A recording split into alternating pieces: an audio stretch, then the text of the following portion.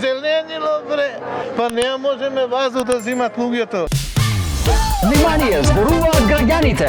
Дали е безбедно да се шета покрај барокните фасади во Скопје? Па не баш. И кај нас некој ветер ако има починен, може да падне.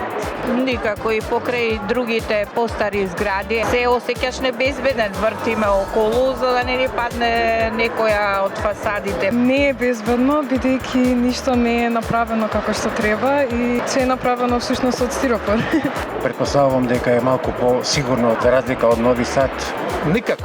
Еве одека овие го направија Скопје зоолошка градина. Паѓа тараси, значи нема безбедно. Овде е урбана мафија. Тотално хаос. Каква лекција треба да извлечеме од несреќата во Нови Сад? Да си се вратиме назад на одредени морални, етички и професионални норми. Ако успееме да се вратиме, а ако не успееме, тешко нас. Се што се гради треба да биде плански и структурно. Па треба надлежните власти сега и кај нас ова да го сметаат како помена, голема трагична несреќа, да не се случи и кај нас. Појака контрола, посигурни градни и така дале. Со градежните предпријатија да има строга контрола. Кој треба да ја понесе одговорноста при ваков тип на несреќа? Градежните фирми или политичари?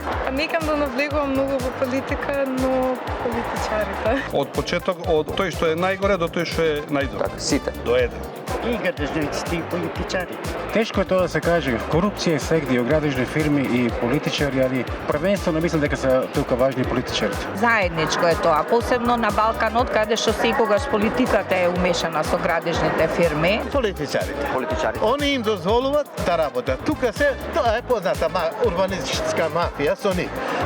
Он мора министер да подпише, ало. Овде темелите од корен треба да се направи анализа, елаборат. Каде видиш ти на 7 спрата, уште 2 спрата, кај држи ова? Све е шема.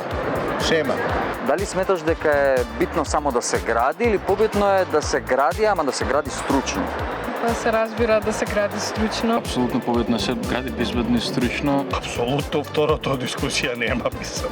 Која фајда ако се гради, а не е безбедно. Па ако се гради ради реда, нема да има смисла и мислам нема да има никаква поента. Треба да се гради плански, структурно, естетски да одговара на градот и да личи на нешто. Не е битно колку се гради, колку што е битно да е стручно, тоа е И да е сигурно. Да. Така.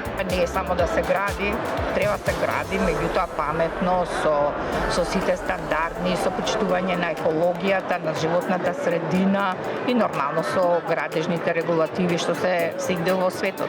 Тука во Скопје е премногу изградено, нема ни дрва ни ништо. Моментално е преокупирано Скопје, да не се гради ни стручно, ни нестручно. Зеленило, бре, па не можеме вазу да зимат луѓето.